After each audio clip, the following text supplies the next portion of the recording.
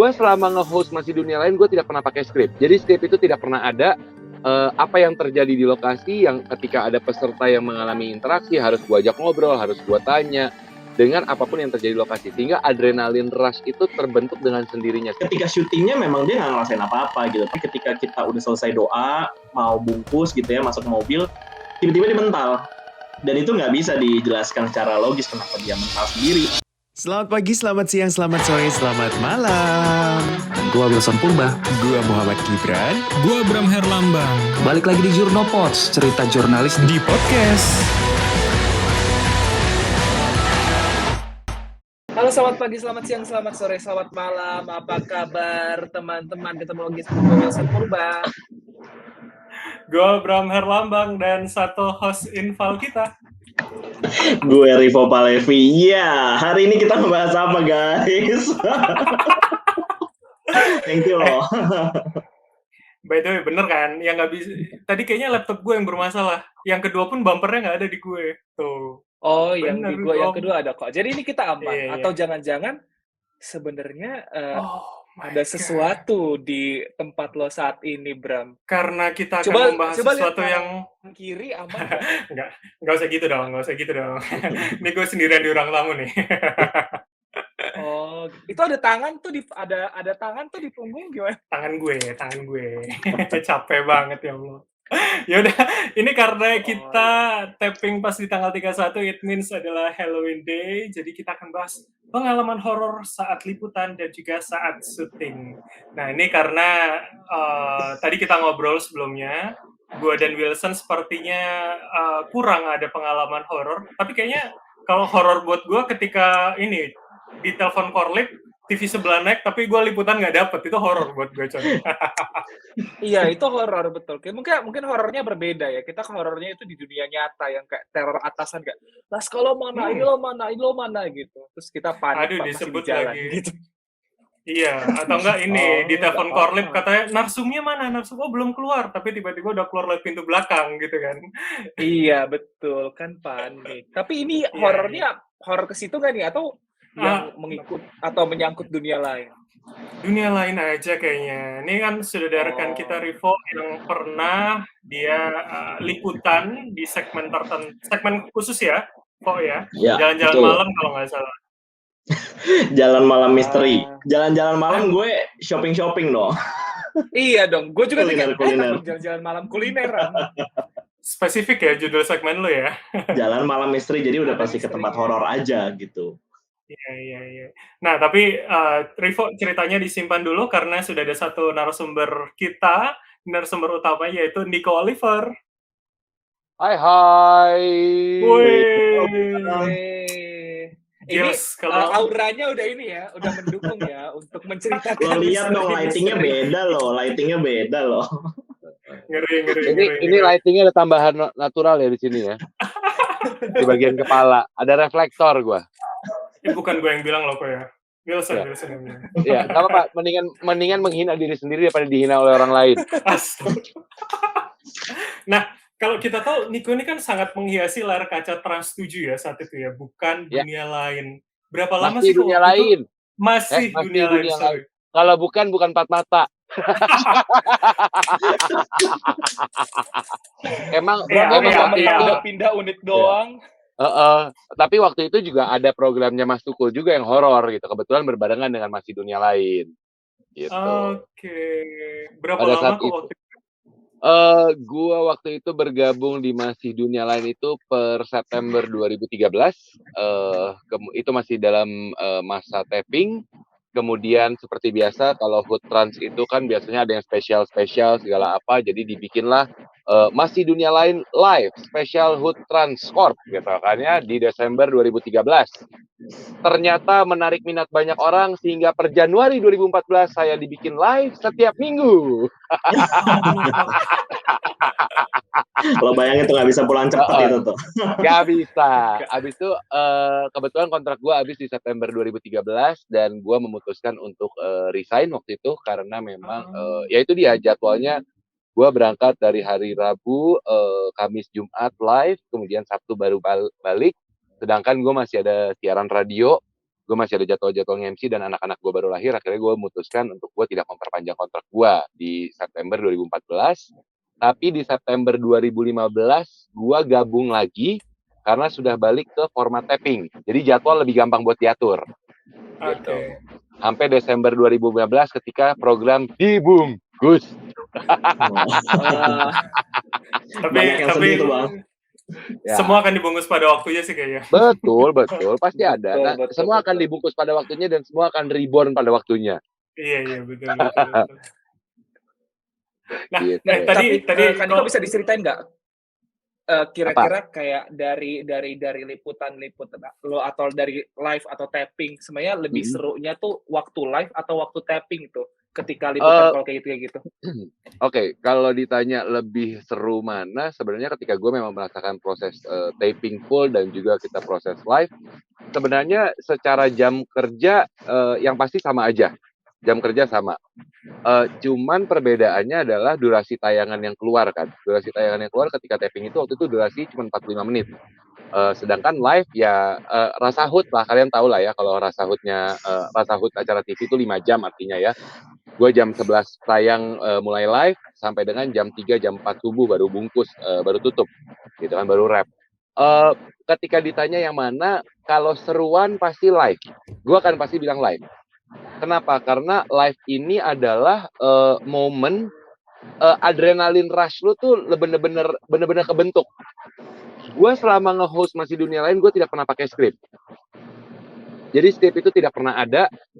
Apa yang terjadi di lokasi, yang ketika ada peserta yang mengalami interaksi, harus gue ajak ngobrol, harus gue tanya, dengan apapun yang terjadi di lokasi. Sehingga adrenalin rush itu terbentuk dengan sendirinya. Sedangkan kalau tapping, kebanyakan adalah kita ngelempar peserta jam 12 malam ke lokasi uji nyali gitu ya. Habis itu dibungkus aja sampai jam 4 subuh kalau mereka bertahan. Gitu. Dan kadang ada anyepnya, maksudnya peserta apalagi ada yang nggak komunikatif, yang nggak ngomong sama sekali. Kebayang nggak, cuman selama uji nyali 4 jam yang lu dengarkan hanya assalamualaikum, permisi, saya nggak mau ganggu. Diam 10 menit, assalamualaikum, permisi, saya nggak mau ganggu gitu. Ya akhirnya ngantuk, jujur ngantuk kalau tapping. Kalau live tuh lebih moodnya lebih dapet lah gitu, adrenalinnya lebih dapet. Gitu. Tapi sepanjang 4 jam itu kok sama dengan tapping kalau live atau gimana? Ya kurang lebih sama. Tapi nah kalau pada saat tapping memang peserta kita gelontorin 4 jam kecuali dia benar-benar melambaikan tangan ke kamera dan dia menyerah. Sedangkan kalau live itu kita memang memangkas durasi uji nyali para peserta dengan kondisi bahwa ada beberapa peraturan, salah satunya harus komunikatif, karena kan kita juga memperdulikan penonton di rumah yang akhirnya akan merasa dragging dong pastinya ketika lu hanya back sound-nya yang kadang-kadang nggak ada dan si peserta nggak menceritakan apapun gitu. Jadi ketika uji nyali live kalau pas tapping itu cuma 1 peserta mentok 2 peserta, kalau live itu gue pernah rekor 1 kali tayangan live 12 peserta. Oh, banyak banget. 12 peserta, dan dari 12 peserta itu 10 peserta interaksi alias kesurupan. Jadi lu bayangkan capeknya gue mesti bolak-balik dari control room ke lokasi uji nyali ya. Dengan jubah gue yang hitam panas tebel itu yang berasa sauna. Benar. Bentar, 12 tuh artinya tiap ada yang kesurupan, lu dan tim masuk, keluar lagi Iya gitu? Apa? Iya, jadi kan gini, jarak lokasi uji nyali itu kita kurang lebih sekitar minimal 300 meter. Minimal. 300 meter ke control room gitu kan ya. Control room gue dalam artian ruang monitoring dan broadcast biasanya sebelah-sebelahan gitu kan. Nah, pernah sekali lo kebayang itu jaraknya 500 meter ya dari lokasi uji nyali, kemudian itu jadi lokasinya di bawah, kita nanjak ke atas, jadi jalannya emang berbukit, control roomnya di atas. Pernah sekali waktu kita baru ngelepas peserta uji nyali, silakan selamat beruji nyali, gue tinggalin, gue balik ke atas ke control room, baru buka monitoring, dia kesurupan. Mau nggak mau kita harus jemput. Bayangkan gue baru nyampe di atas, belum juga minum, belum juga seruput kopi gue gitu ya. Gue harus balik lagi ke bawah dengan lari. Gitu. Jadi emang 12 peserta itu emang gitu, mesti jemput terus. Kalau emang udah kesurupan ya mau nggak mau mesti jemput. Apalagi kalau udah bahaya kan. gue penasaran nih Bang, lo selama tapping itu pernah lihat yang di luar kamera kan pasti banyak ya gitu. Maksudnya lo Ya, pernah lihat apa aja Bang? oke. Kalau lu nanya pengalaman gue berinteraksi gitu ya, sejujurnya, jadi kalau gue ditanya pernah nggak sih ngelihat? Kalau ngelihat secara langsung memang gue tidak pernah mengalaminya. Secara langsung ya, maksudnya ketika kita lagi tatap muka, kita ngobrol, dan kemudian gue melihat ada sosok itu, gue tidak pernah gitu. Cuman sekali waktu itu dan oh ya ini salah satu kebiasaan gue selalu tidak mau menyebutkan lokasi uji nyali di mana, karena buat gue kadang-kadang disalahgunakan oleh orang Indonesia yang masih Betul. terlalu percaya dengan hal-hal mistis digunakan untuk Mistis. wangsit, mencari ilmu, kemudian mencari apalah segala macam itulah ya gitu ya. Jadi ada di salah satu lokasi, gue harus penelusuran pembuktian barengan sama praktisi yang bertugas, dan kebetulan waktu itu kita kan gue memang membiasakan kita tuh standby jam 7 malam biasanya. Crew call tuh talent call jam 7 malam. Itu standby ratro dan segala apa persiapan lah gitu kan ya, baru live jam 11. Nah, gue biasa nyampe jam 5. Gue biasa ngikut crew call terakhir tuh. Nyampe di sana, gue survei lokasi pas lagi kondisi terang seperti apa. Ketika gue masuk, di kala itu gue sudah tahu bahwa di wilayah itu dindingnya kotor dengan grafiti orang. Dicoret-coret lah gitu kan. And then gue pembuktian, di saat pembuktian lagi ngobrol, seperti biasa gue megang kamera handheld gue, kamera handheld night vision kan, gue ada monitor gue kan gitu kan, monitor. Nah, gue nyorot lah ke praktisi gue, dan ini kejadian pada live sebenarnya, pada saat live sudah mulai tayangan live. Jadi gue nyorot ke dia, gue nanya apakah lokasi ini cocok sebagai lokasi nyali, dan di belakang dia itu di tembok, di belakang dia gue ngeliat ada gambar cewek. Awalnya Wow. gue pikir itu adalah coret-coretan dinding gitu, coret-coretan dinding, sehingga akhirnya karena balik lagi anak broadcast ya, kita nggak mau Iya. gambar kita kotor dong, pastikan ya kan. Jadi gue zoom lah ke si praktisi dan gue ganti angle dikit ke kirian dikit, jadi bersih lagi belakangnya gitu kan. Oke. Dan karena dia bilang oke, udah cocok, dan akhirnya karena udah dinyatakan cocok sebagai lokasi nyali, maka saya minta teman-teman kontrol lu nyalakan lampunya sekarang, karena kita akan mengajak peserta beruji nyali. Nyalain lampu dong, yes. Begitu nyala lampu, ternyata dinding di belakang dia itu bersih. Wah. Wow. Mantap. Dan nah pada saat itu tayangan live gitu kan ya. Cuman kan seperti biasa mekanismenya adalah ketika tayangan live tetap ada hasil recordingnya untuk ini kan gitu kan, maksudnya untuk data gitu kan. Setelah itu gue langsung keluar, gue ke anak-anak control room broadcast, gue bilang, gue mau pada saat dekat pembuktian tadi ya, tolong gue mau lihat hasil rekamannya, karena gue tidak mengajak interaksi ke penonton di rumah karena gue pikir itu adalah graffiti, tapi tiba-tiba gue tahu itu bersih gitu kan ya. Gue minta hasil recordingnya, gue pengen lihat. Kosong, memang kosong. Jadi hanya di monitor gue saja yang terlihat. Rekamannya pun nggak ada. Di dalam rekaman pun tidak ada. Gitu. Di dalam rekamannya pun tidak ada. Itu sebenarnya. Itu yang terjadi. Ngeri banget, karena emang biasanya gini nih Bram sama Wilson, karena ketika gue syuting juga kejadian-kejadian itu banyak yang akhirnya tidak tertangkap kamera secara visual ataupun audionya nggak dapet gitu ya, karena Tapi dirasakan ya. iya gitu. Kecuali ya misalnya kalau lo tapping itu ketika gue preview memang ada selentingan suara yang kayak ketawa atau apa yang gue pikir kayak ini bener nggak sih di sela-sela gue ngomong atau praktisinya ngomong, jangan-jangan ini suara gue ya, atau warga ketawa mungkin nonton dari balik kamera gitu ya, mic on-nya. Bocor. Tapi ternyata pas gue pastikan lagi, enggak, ini ketawanya clear banget, benar-benar dari atas gitu ya, bukan dari belakang kamera gitu. Itu sih Bram, maksudnya di belakang kamera tuh banyak hal-hal yang justru terjadi dibandingkan mungkin tayangan-tayangan yang ditonton sama pemirsa. Betul. Belum lagi Tapi kan kalau lo sebenarnya pernah ngelihat gitu nggak? Pernah ngelihat atau ngelihat sekelibat lah gitu kalau lo Kalau gue ya pernah di Banten kalau nggak salah waktu itu gue syuting. Jadi gue ketika udah bungkus nih, udah selesai gitu ya, kita closing. Ketika gue closing, gue mendengar ada gerakan di pohon belakang gue gitu ya, tapi kayak gerakannya ke atas gitu loh, gerakannya ke atas nih gitu. Terus gue bilang sama campus gue kan pas selesai, lo nangkap nggak sesuatu itu gitu. Pas gue preview memang ada angin aja ke atas gitu ya, tapi kok kayak daunnya nih ke atas nih, ini janggal sekali gitu, bukannya ke kiri atau ke kanan gitu. Dan di situ pas closing, gue ngeliat banget pas lagi preview, tim dan gue sendiri sebagai hostnya waktu itu, kita sama-sama nengok ke belakang. Jadi dapat sih sebenarnya di bagian situnya, tapi kan kita nggak bisa ngomong ke pemirsa dong, karena memang sudah closing gitu. Ya. Gitu sih, gambar-gambar yang kita harapkan sebenarnya, wah ini harus tayang nih, karena gue melihat gitu. Tapi jarang sekali gitu. Karena di lokasi, di luar kamera lo pasti akan melihat mungkin sekelebat bayangan, putih, hitam, atau misalnya suara ketawa, itu sih pasti gitu ya, baik di tempat yang angker beneran maupun yang sebenarnya ketika sore, kayak tadi Bang Niko bilang, kalau sore sudah survei dulu gitu, udah tahu, ya walaupun tempatnya sebenarnya nggak angker gitu ya, tapi ketika udah malam suasananya mungkin bisa jadi beda banget gitu. Betul. Tapi seberapa ini sih kalau orang kan bilangnya masuk ke tempat tertentu auranya beda, misalkan singuk dan segala macam kalau orang Jawa bilang. Kalian merasakan kayak gitu apa segimananya sih sebenarnya? Pasti Terus harus ya. kalau nuwun dulu nggak, kayak kalau nuwun mau numpang syuting gitu-gitu dulu nggak sih?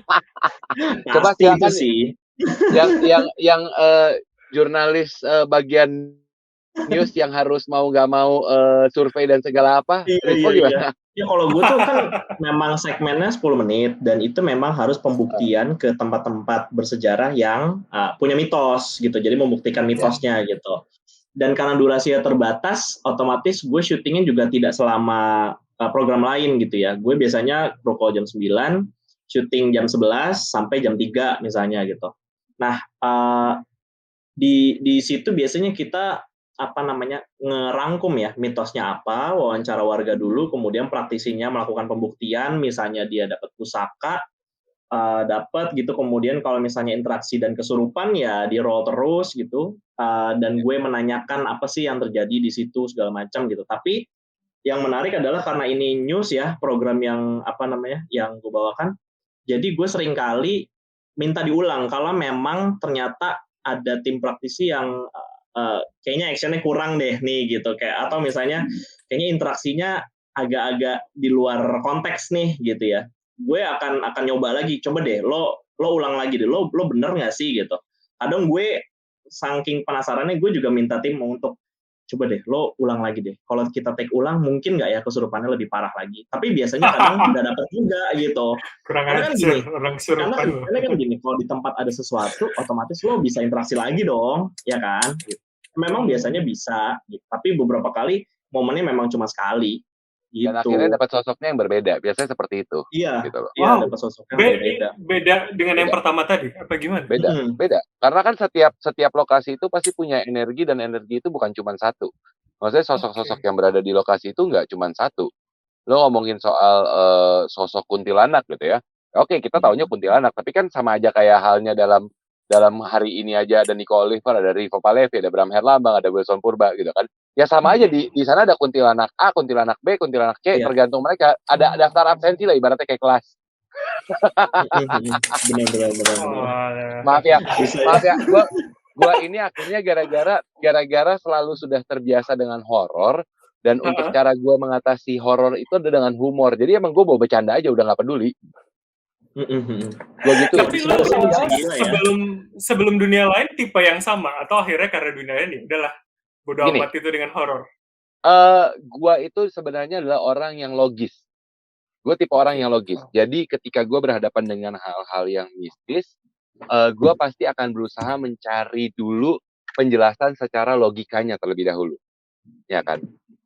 Let's say misalkan tiba-tiba lu melihat sebuah daun bergerak dengan sendirinya, gue tidak akan langsung bilang itu ada kuntilanak atau ada pocong, gitu loh. Ya. Tapi gue akan mencari tahu, ini anginnya emang dari mana sih? Tiupnya dari mana? Ini ketinggian berapa? Anginnya apakah benar perubahan cuaca angin dengan ketinggian sekian segala apa? Itu adalah gue, tipe gue seperti itu. Cuman gue tidak bisa memungkiri gue besar di Indonesia yang sangat amat dekat dengan budaya horor mistis dari kecil. Kamu nggak boleh keluar di atas jam 6 malam ya, ntar diculik sama kuntilanak. Kamu ntar jangan lihat pohon bambu ya, itu tempatnya pocong. Kamu tuh jangan ke kuburan ya, karena banyak setan ini. Ya mau nggak mau pasti tersimpan lah ya di dalam benak gua gitu kan. Nah, tapi in the end ketika gua terjun ke dalam program itu gitu ya, ternyata gue juga ada beberapa hal yang memang tidak bisa gue jelaskan secara logika. Dan di situ gue dan gue itu tipe orang yang akhirnya gue selalu ngobrol bahwa gue lebih percaya dalam bentuk energi, bukan sosok, bukan kuntilanak.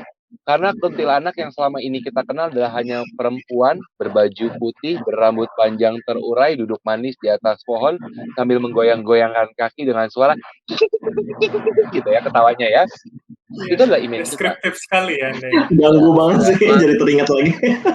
Mohon maaf, saya adalah penyiar radio, jadi saya biasa membuat theater of Ini- mind ya. Iya, iya. Pak, mohon maaf Pak, Bicara. ASMR tuh kalau kita makan, Ya. minum, ini hantu nggak perlu Pak. Nggak bisa, karena kita lagi Oke. berbicara dengan audio, maka saya harus membuat theater of mind, ya kan? Itulah ya. Ya, baiklah, Tapi baiklah. sebenarnya kuntilanak itu bukan cuma baju putih, bukan cuma rambut hitam panjang.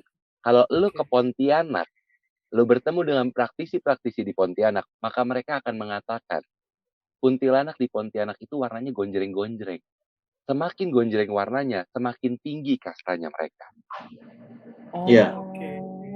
Warna merah Iya, biasanya. warna merah, warna kuning, hijau, sesuai dengan kastanya mereka. Gitu. Itu perbedaannya. Gitu. Jadi kita, nah energi itu yang akhirnya membuat gua, iya ya.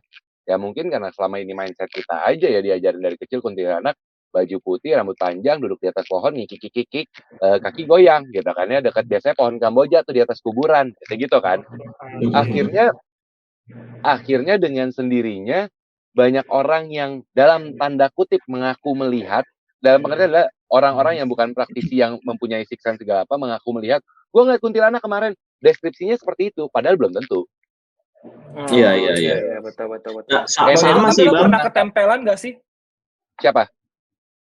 Bang Niko, lo pernah ketempelan nggak Enggak. sih? Enggak, gue nggak pernah ketempelan. Jadi gini, menjawab pertanyaan tadi lu keluar apa enggak ke tempat kerja, gue cuma prinsipnya gue gini ketika masuk ke lokasi uji nyali, gue bisa masuk gini, orang makan assalamualaikum, permisi gitu ya, enggak, gue masuk gini, permisi saya mau kerja jangan ganggu, gue sampai sebegitunya. Bukannya gue tidak menghargai mereka gitu, tapi ya gue berkomunikasi dengan cara gue berkomunikasi, dan kalau buat gue energi itu bisa menangkap energi yang ada dalam kita. Apakah kita energinya positif atau negatif? Percuma lu bermulut manis tapi sebenarnya hati lu jahat. Mendingan mulut lu jahat tapi hati lu manis. Iya dong. Mulut gue boleh sumpah serapah, mulut gue boleh permisi ya gue mau kerja ya jangan ganggu ya. Tapi mereka tahu intensitas gue datang ke lokasi itu bukan mengganggu mereka. Gitu. Iya. Jadi akhirnya memang gue tidak mendapatkan energi-energi negatif. Gue selalu mencoba untuk menyimpan positif energi di dalam diri gue. Kalaupun sampai gue merasa energi gue udah negatif, kumpek gitu ya. Kadang-kadang kan kalau lu masuk ke lokasi yang angker segala apa, lokasi angker itu adalah biasanya lokasi-lokasi yang terbengkalai. Lokasi-lokasi yang sudah lama tidak dihuni orang ataupun juga tidak dibersihkan dan segala apa, yang ujung-ujungnya biasanya akan ada partikel-partikel debu, di mana juga ion yang ada di dalam udaranya itu akan berbeda dengan ion yang sirkulasi udaranya baik, sehingga lo akan merasa pengap. Tapi kadang-kadang energi negatif pun bisa memberikan itu rasa pengap buat lo.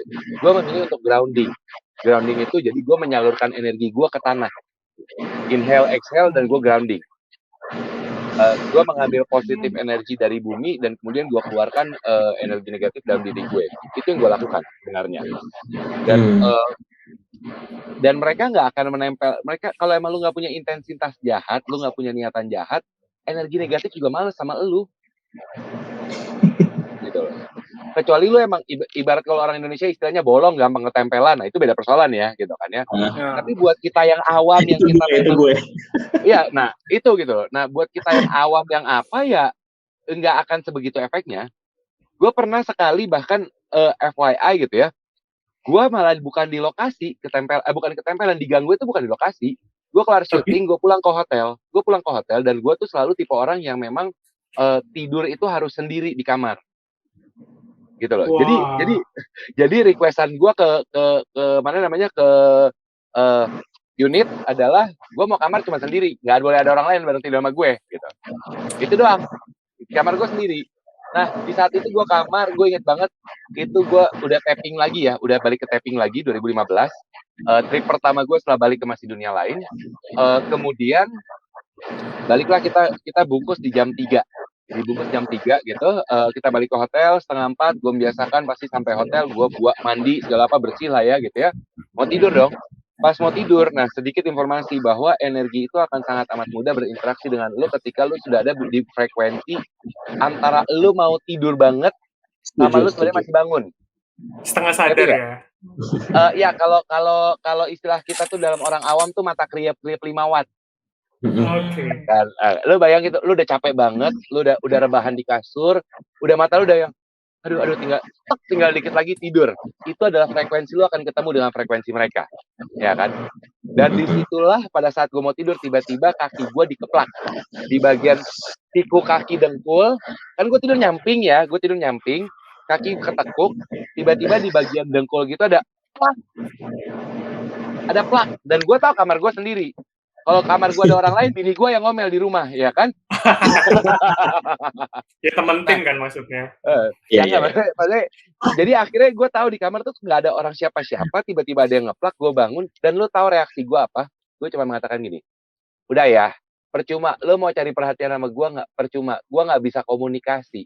Gue mau tidur, gue mau istirahat, besok gue masih ada jadwal syuting lagi, dan gue butuh istirahat, badan gue capek. Kalau emang lo mau komunikasi, lo mau curhat, jadi waktu itu gue syuting sama Citra sama Sarah, dan gue tahu kan kamarnya mereka nomor berapa gitu kan ya. Udah, lo ke kamar segini ada Citra atau lo ke kamar segini ada Sarah. Dioper ya. Sama mereka. Jangan curhat ke gue, percuma, nggak bakal masuk sama gue nggak bisa tahu lo mau cerita apa, gue mau tidur. Ada tamu dioper. Gitu. Sampai gue gituin, karena gue udah capek. Gitu. Iya. Ya, tapi gue mencoba logis kayak si Bang Niko itu sih, karena waktu pertama kali liputan ya, gue tuh nggak percaya banget kayak ini di TV pasti bohong gitu, sampai gue merasakan sendiri gitu. Pas liputan pertama gue menyesal sekali gue berasumsi seperti itu ya, karena waktu itu gue ke Cibubur sama sama Mas Haryo gitu ya. Kemudian dia bilang di sana ada kuntilanak, ada ini, ada itu. Coba deh kita pegang gitu kan kata dia. Gue cuma disugesti nih, gue pikir gitu kan. Kemudian ketika gue samperin tuh sosok yang katanya dia ada di situ gitu ya. Coba tangannya ke atas. Iya. Gue tangannya ke atas kata dia gitu. Oke, tangannya ke atas, terus gue lurus kan tangan gue gitu. Terus coba sekarang rasain anget nggak kata dia gitu. Oke, gue merasakan panas nih memang nih tangan gue, beda sama tangan yang kanan gitu. Terus jangan-jangan gue disugesti nih, gue masih berpikiran gitu kan. Sampai akhirnya coba kamu ke bawah tangannya kata dia. Pas gue ke bawah, gue tuh ngerasain banget bentuk hidung, tangan gue langsung bengkok ini, bentuk hidung, bentuk mulut kayak gue lagi megang dagu orang gitu. Dan kerasa tajam-tajamnya kumis dan jenggot. Gue langsung yang campers gue bilang on cam, gue bingung mau ngomong apa kan. Itu pertama kalinya di depan kamera gue merespon gitu kan, kayak gue harus ngapain. Oke, akhirnya gue on cam dengan tangan gue masih begini. Jadi janggal banget waktu itu di tayangan. Tapi maksud gue kayak ternyata ada juga loh hal-hal yang kayak udah kita tolak nih. Gue merasa gue harus logis banget, gue harus menolak sugesti-sugesti itu. Tapi ternyata juga terjadi gitu ya. Mereka mau melakukan pembuktian juga bahwa mereka ada gitu loh. Sering banget sih mungkin asumsi-asumsi kita yang sebelum datang, oke di sana gue nggak akan ketemu ini, mungkin mitosnya cuma berkembang kayak gitu-gitu. Tapi ketika di luar syuting, gue pernah ngajak teman gue yang juga tidak peka gitu ya untuk melakukan pembuktian. Ketika syutingnya memang dia nggak ngerasain apa-apa gitu. Tapi ketika kita udah selesai doa, mau bungkus gitu ya, masuk mobil, tiba-tiba dia mental. Dan itu nggak bisa dijelaskan secara logis kenapa dia mental sendiri gitu loh. Ya. Mental tuh loncat gitu kok. Bener-bener kayak di film-film Marvel gitu loh, mundur gitu ya beberapa meter dan dia jatuh gitu ya. Teman gue itu kan cewek pakai rok, dia jatuh bener-bener yang udah acak-acakan banget gitu. Itu di warung dibantuin sama warga. Pas kita masuk ke mobil, kita tutup pintu gitu ya. Pas udah tutup pintu, terus tiba-tiba ada suara tangisan dari belakang. kayak bener-bener nangis banget gitu. Dengan suasana warga juga udah nggak ada di warung itu, terus gue bilang kan sama praktisi gitu, ini handphone lo ya, apa namanya, lo mau ngeprank kita atau apa gitu mungkin. Terus pas gue lihat dia mengeluarkan handphone dua-duanya dan nggak ada ringtone gitu kan. Terus gue nyari kan, ini ringtone campers gue kali, apalagi ada yang nonton YouTube. Ternyata semuanya benar-benar sama-sama tidur. Terus gue nanya ke teman gue, lo dengar nggak sih suara nangis? Nggak ada, kata dia gitu. Dan dia ngeliat ke belakang nih, ngeliat ke belakang bagasi nggak ada apa-apa, kata dia gitu. Gue pulang ke kantor, naruh barang jam 6 pagi, besokannya gue mau berangkat lagi, orang-orang yang ngurusin barang di inventory itu mereka ngomong, lo habis dari mana lo kemarin gitu. Emang kenapa bang? Gila loh, di inventory sini ada 2 kuntilanak ya, persis di alat yang lo balikin, persis di depan alat yang lo balikin. Jadi kan mereka belum selesai bersihin, mungkin masih ada tangan-tangan. Itu benar-benar di depan tripod dan lain-lain tuh katanya berdiri 2 gitu Ya, dan di menghantui inventory mereka itu yang emang ada di banyak, Pak. Iya. Nah, tapi katanya Di inventory kantor kan emang banyak. iya, nah katanya sosok ini adalah sosok yang nggak biasa ketemu di kantor. Jadi ada kemungkinan Pendatang. bawaan dari alat itu. Itu sih gue ngerasa kayak benar ya ternyata di liputan-liputan kayak gini nih emang penonton mungkin nggak tahu gitu, tapi gila juga pengalaman yang gue rasakan gitu. Iya. Gue speechless, gue bingung mau nanya apa. Kenapa lu speechless? Lu kepikiran di kantor ada ya? Enggak, Wilson tuh di kosan sendirian soalnya. Enggak sih, gue di kosan sih rame, ada orang lain gitu. Gue nggak masalah, enggak. Tapi gue mikir kayak gue nggak kebayang sih kalau misalnya gue harus disuruh liputan kayak gitu. Gue liputan terhoror apa sih, kayak ya udah bermalam di rumah sakit Polri doang, di yang kamar jenazah belakang itu doang. Gue nggak yang kayak gitu. Gue kayak gue kalau ke daerah tuh lebih dahsyat sih, kayak tiba-tiba disuruh kayak on cam. Gue juga nggak tahu kayak apa yang harus gue katakan. Kayak saya merasakan hidung dan mulut dan juga tapi itu akan reflect kok sebenarnya. Itu akan reflect kok sebenarnya. Lo dengan sendirinya lo akan reflect. As simple as gue pertama kali gini. Ya maksudnya gue background gue adalah penyiar. Background gue adalah host, tapi gue tidak pernah pegang horor, dan kemudian gue akhirnya masuklah ke program horor itu gitu kan ya. Mau tidak mau pasti akan lo akan reflect kok, sebagai lo udah terbiasa untuk as a reporter, as a news anchor dan segala apa, lo akan terbiasa untuk ngomong gitu kan ya. Meskipun akhirnya materinya, lo tahu pertama kali gue masuk ke Masih Dunia Lain yang gue baca adalah majalah misteri yang selama ini nggak pernah gue baca. Karena gue harus untuk menambah kosakata. Gue tidak tahu namanya mustika, apratu dan segala apalah yang gue lupa lagi sekarang. Apalah, gue sampai lupa ajian apalah gitu. Gue nggak tahu zaman dulu. Akhirnya gue pelajari gitu kan ya. And then the first episode ketika gue gabung di Masih Dunia Lain, gue disuruh pembuktian sendiri, Pak.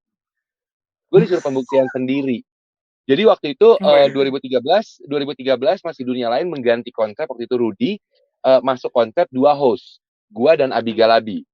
Abi Galabi waktu itu dia harus untuk kita punya 2 set lokasi uji nyali. Abi di bagian indoor, gue di bagian outdoor, dan kita akan melakukan pembuktian. Nah, karena itu masih tapping, jadi mesin yang 4 kamera CG ya, gue lupa apa sih yang 4 kamera kontrol itu loh, ganti switching itu. Kalau tapping lah itulah, switchernya itu yang pakai switcher itu. Karena mereka hanya bisa nge-record di satu tempat, di 2 tempat secara bergantian, nggak bisa bersamaan, sehingga akhirnya Abi harus membereskan terlebih dahulu di dalam dengan si praktisi yang bertugas. Dan gue harus keluar dulu, jadi gue ceritain dalam, oke, kalau gitu kita lakukan pembuktian, Abi silakan bersama Mas ini melakukan pembuktian, saya akan menunggu di luar, saya akan melakukan pembuktian di luar. Dan sampai mereka beres, gue harus berada di luar sendiri dalam kondisi gelap, tidak ada lampu, gue pegang tuh handheld kamera gue, segala apa. Lu rasakan aja peserta uji nyali pakai lilin, gue kagak ada lampu sama sekali. Gelap total. Episode perdana. Ya. Anak baru. Ibaratnya ospek gitu ya. Oke, fine. Ospek lah gitu. Abi di dalam itu sekitar 15 menit sampai 20 menit sendiri. Berdua pembuktian. Gue nunggu selama itu di luar, ya kan? Gue nunggu selama itu dengan, ya lo tahu, dengan doktrin dan segala. Gue dengar suara bubak, dan gue tahu anak-anak jauh, gue tahu gitu. Ya maksudnya gue waktu itu di Benteng Pendem lah, di salah satu wilayah gitu kan ya. Ada tuh bunyi grek gitu. Bahkan gue pada saat lokasi itu gue sempat tiba-tiba gue nyium bau anyir. Wow. Karena itu ada itu itu daerah penyiksaannya mereka gitu. Gue sempet nyium bau anjir gitu.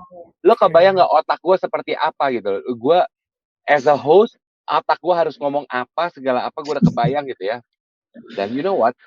Oke Nick, giliran lo pembuktian. Oke, kamera all camera on me artinya kan kan emang kita pakai tripod kan, kamera night vision uji nyali itu kan pakai tripod kan.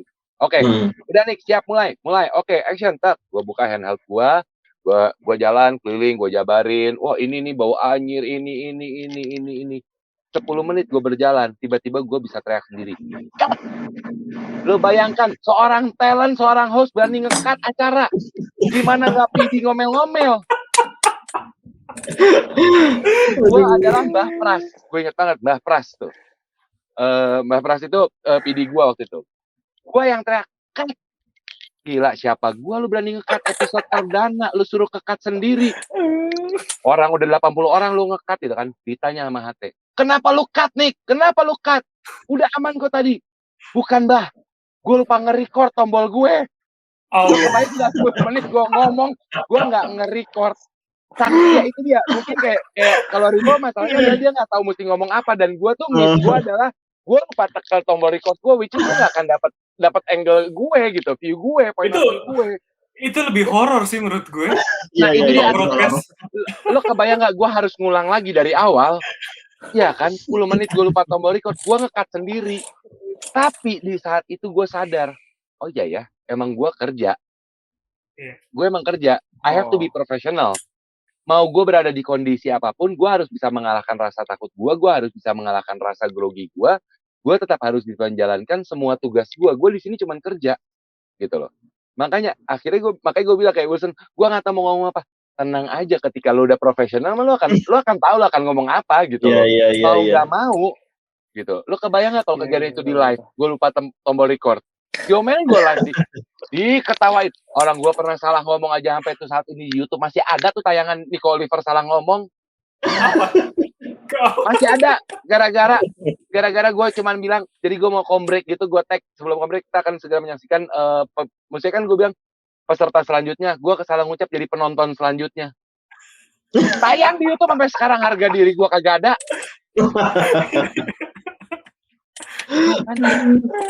Itu nasib gue emang, jadi ya udah kita nikmati saja lah. Lo kalau dikasih lokasi horor, lo disuruh liputan ke tempat-tempat horor, ya udahlah. Bahkan kalau lo nggak ke tempat horor pun, di tempat-tempat itu banyak yang lebih horor. Iya betul. Kalau kayak kita itu tadi kayak ditelepon sama atasan, ini mana tayangannya, ini udah naik gitu. Iya, tiba-tiba itu udah tayang, kenapa lu masih garuk-garuk kuping, ya kan? Atau kan libur tiba-tiba ditelepon tuh horor. Horor gue cukuplah sampai di situ aja, nggak perlu sampai kayak mendengar suara-suara aneh. Tadi itu kan ada bagiannya masing-masing ya, gue yang horor dikit. Ya horornya lu jadwal libur tiba-tiba besok liputan ya ke sini gitu ya. Padahal udah rencanain mau ke Bandung, mau kemana gitu ya. Benar. Seru banget. Gue cukuplah gue mendengar aja, seenggaknya membuka perspektif gue yang nggak pernah liputan horor ini dan di lokasi horor ini. Jadi di kosan sendirian. Tahu lah ya. Hati-hati lo, biasanya. Kalau di kosan kan udah 2,5 tahun di sini, kayak udah akrab kali ya sama energinya. Nanti mau kenalan. Kalau udah akrab biasanya kan sering curhat ya. Oh, jadi ini gue nanti jadi praktisi, alih profesi. Iya. Con, kalau mau akrab lo buka mata batin, Con. Aduh. Jangan. Ditutup saja. Ini jangan mata batin yang dibuka, tapi mata pencaharian lah yang mendingan dibuka ya. Itu lebih krusial, ya kan? Apalagi di tengah pandemi ya. Nih. Penting banget itu, ya kan? Tagihan kagak berhenti kan? Iya, betul. Kagak berhenti. Itu horor juga tuh kalau mata batin. Iya, itu horor sih. Iya. Nah, tapi ngomongin soal mata batin, gue baru ingat nih, kok. Gue dari awal pertama kali masih dunia lain, gue selalu ditanyain sama beberapa praktisi yang bergabung ataupun juga orang-orang yang begitu tahu gue sebagai host masih dunia lain dan kenapa ditanya, Nick, lu bisa ngelihat nggak sih kayak begituan? Enggak, gue nggak bisa lihat. Gue bilang gitu. Gue nggak tahu. Lu mau ngelihat nggak? Gue bukain mata batin. Enggak, gue nggak mau. Kalau memang mata batin gue akan terbuka, maka biarkanlah itu menjadi proses. Karena buat gue ketika gue memaksakan mata batin gue dibuka, sama aja kayak anak TK disuruh ngerjain soal anak SMA. Lu nggak bakal bisa. Iya. Anak TK yang baru bisa tambah-tambahan disuruh ngerjain tangen kotangen, sinus kosinus, apapun itulah, kimia, H2Cl, apalah segala apa. Ya lo kagak paham, anak IPS aja kagak bisa ngerjain anak IPA gitu kan. Nah lo bayangin anak TK suruh ngerjain anak IPA, selesai hidup kita, ya kan?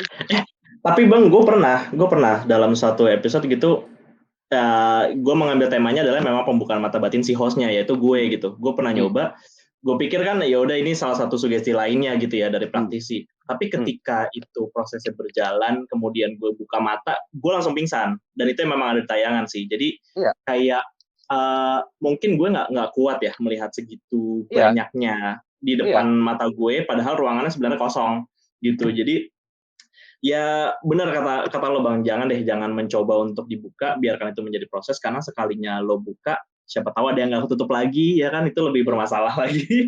Kalaupun ditutup mungkin lo juga akan Masih jadi bisa lebih parno lagi, betul, jadi lebih parno, jadi lebih peka kayak gitu. Iya. Jadi Sama satu lebih lagi. baik siap secara mental ya. Iya dong. Iya. Proses aja. Satu lagi. Sama satu Nikmati lagi kalau proses, gue selalu bilang. Iya, kalau sama satu lagi gue bilang, jangan selalu mengkambing hitamkan energi-energi atau setan-setan ataupun istilahnya sosok-sosok itu. Karena belum tentu mereka yang berbuat. Jangan lu dikit-dikit, ini pasti ulahnya mereka nih, pasti ulahnya inilah. Belum tentu gitu loh. Jangan terbiasa selalu langsung menyalahkan atau menyudutkan. Kita orang aja nggak suka disalah-salahkan, apalagi mereka gitu. Mereka belum tentu punya salah. Bahkan gue pernah sampai ribut sama orang gara-gara anaknya DBD dan dia bilang anaknya ketempelan kuntilanak. Agak lu cek dulu sama medis. Jangan langsung tuduh kuntilanak, ya kan?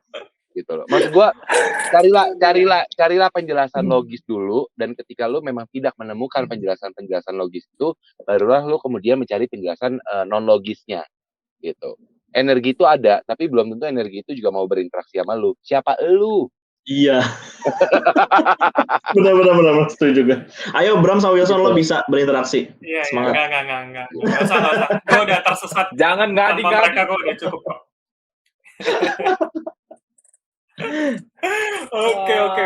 Seru banget episode kali ini, Con ya. Aduh, sambil merinding nih dari awal sampai sekarang gue. Sambil memacu jantung juga, Pak, cerita doang ini. Nengok-nengok kiri kanan ya. Padahal sambil ketawa ya, nggak ada horor-horornya ya. Sebenarnya kita menutupi itu. Ya udah kalau gitu, kalau emang lu mau mengakhiri, gue akan mengakhiri dengan satu kalimat yang selalu gue ucapkan kepada para peserta. Selamat beruji nyali. Gue tadi kalau misalnya mau ada sound effect lagi, gue mau buka headset nih biar gue. Ya kagak, masa gue yang operate pakai sound effect. Aduh. Thank you Miko, thank you Rivo, udah cerita-cerita. Seenggaknya buat kami yang nggak pernah ke tempat seperti itu ataupun liputan seperti itu, jadi bisa merasakanlah ketegangan yang diceritakan saat ini. Terima kasih sudah menyampaikan rasa itu kepada kami. Ya lumayan lah ya, rasa sedikit Halloween. Ini cukup banyak. Lihat mata saya. Jadi kalau ada kalau penugasan, John, kita harus bisa cari alasan apapun supaya tidak berangkat liputan horor. Aduh, diare nih, gitu kan ya, diare belum berhenti nih, gitu kan. Aduh, amnesia nih, gitu. Siap. Tapi jangan lagi resign ya. Jangan Pak, belum dapat kerja yang baru Pak, pandemi Pak. Nah itu dia, makanya itu yang paling penting, betul. Siap. Sekali lagi Kakak Nico Oliver, terima kasih. Rivo, terima kasih sudah gabung. Thank you. Cerita yang luar biasa. John, ini mungkin akan menjadi salah satu yang terseru untuk didengarkan, dan semoga ketawanya kita bisa menutupi ya aura-aura menakutkan dan merinding disco ya dari tadi ya. Semoga senyum kita bisa mengalihkan. Kalau saya takut audionya, lihat muka kita aja yang lagi senyum padahal suaranya takut. Ya, tapi kalau saya yang dengar di podcast di Spotify ya rasakanlah mudah-mudahan habis auranya gimana. Iya, kalau nonton yang YouTube yang di Total Politik kan masih bisa melihat wajah kita yang sebenarnya senyum tapi takut. Gue curiga di mute sih kalau di YouTube. Dengar dan juga nonton kita di Jurnopods dan Total Politik. Oke, kalau gitu Jurnopods semuanya Bang Niko. Oh ya, ini lo deh Bram. Oke. Ayo, siapa yang mau closing? Mau gue closing gini. Ampun. Gue udah cukup takut dengan cerita lo, ampun. Oke, sampai ketemu di episode Jurnopod berikut ya. Sampai jumpa. Sampai jumpa. Bye-bye. Selamat pagi, selamat siang, selamat sore, selamat malam. Gua Wilson Purba. Gua Muhammad Gibran Gua Bram Herlambang Balik lagi di Jurnopods, cerita jurnalis di podcast